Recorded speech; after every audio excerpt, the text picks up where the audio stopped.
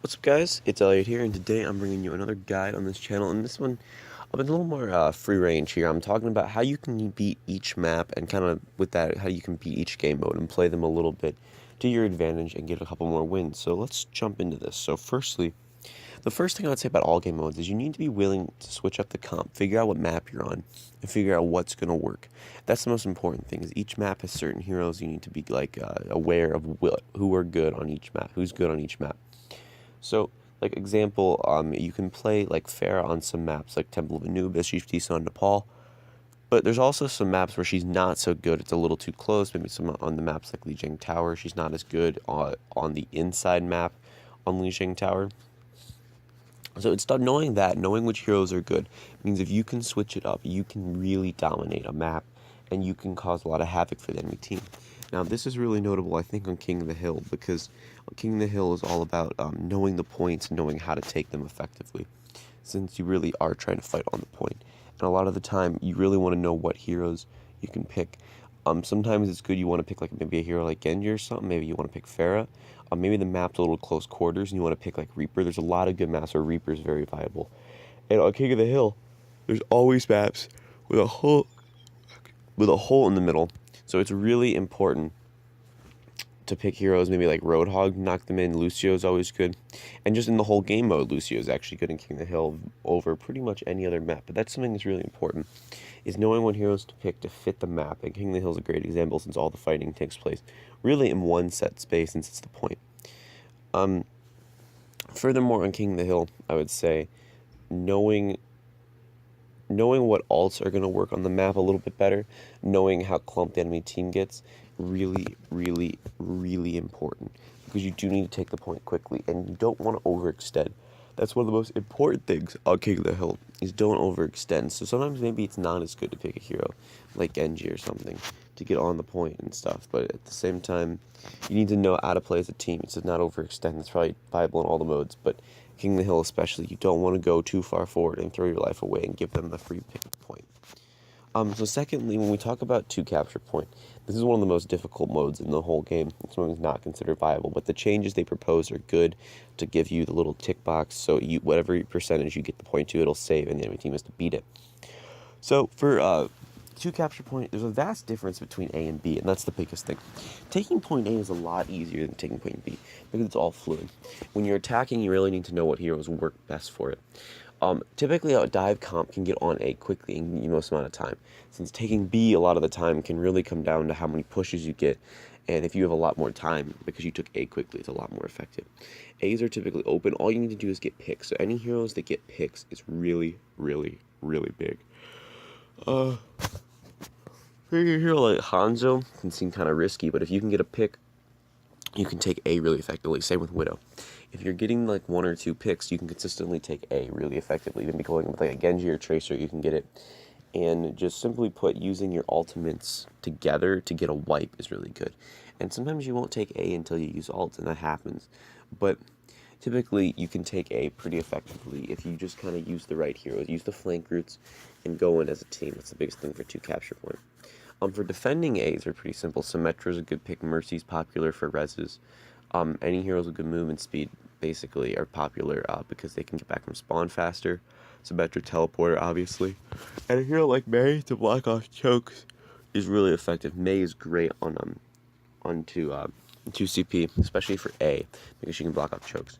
I have some 2 CP. I think I have some map guides for 2 CP if you want to check those out on my channel. But that's the biggest thing. Knowing what heroes is really important, but basically playing the game to take A quickly and try to slow the enemy team down as much as you can.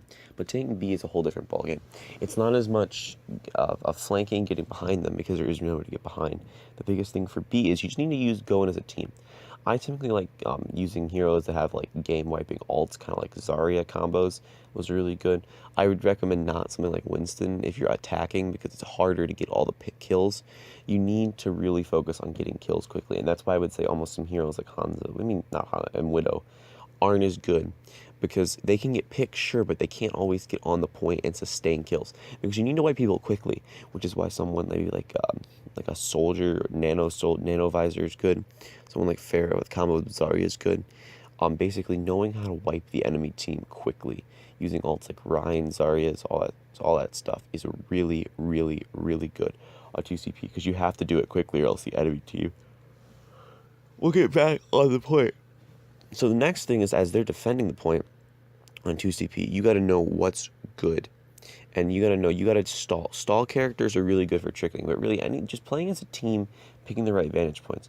It's very similar. All you want when you're playing defending is you want heroes that can use ults, that can zone the enemy so they can't take the point quickly, disrupt their combo and stuff.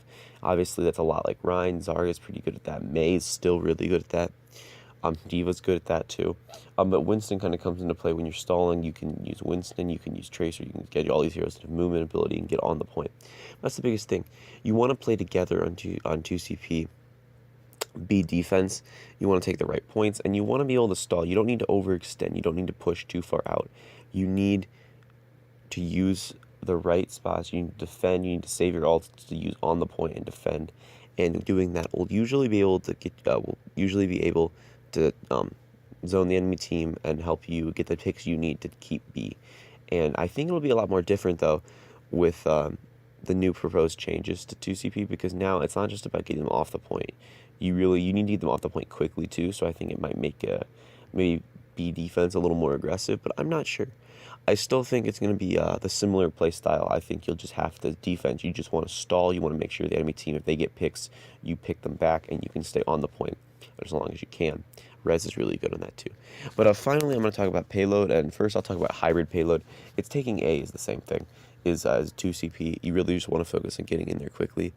And that's something interesting. I'd say the way to take A is a lot different than the way to push the payload. But payload is by far, I think hybrid payload and payload are the best because they have different stages and different map. So if you're taking A, you want to be very divey. And typically through the middle section of the map, it's something very similar to being very divey. You can take a lot of street fights since all the payload maps have like a streets phase, which you have a lot of angles, and you can definitely take a lot of aggressive fights in those angles. But I would say the other thing that really works well on payload is just playing on the payload as like a death ball, just making sure the enemy team tries to come and contest you. You can wipe them, and you can use your ults and just wipe them. But payload is the most variety between death ball and 2CP and dive comp, I think. A lot of options there. And the biggest thing for payload is the beginning is typically you want to like push in just like 2CPA, take them quickly, and you just got to wipe them. And the more time you get, the more you tend to push the payload. Because it's really hard to stop people in streets phase because there's so many options, there's so many angles. You could get one lucky like Reaper ult or Pharah ult and suddenly you're picked and you still have a really bad respawn during the streets phase. But it will change. At the beginning, it's all favoring the attacking team. But by the end, it's all favoring the defending team.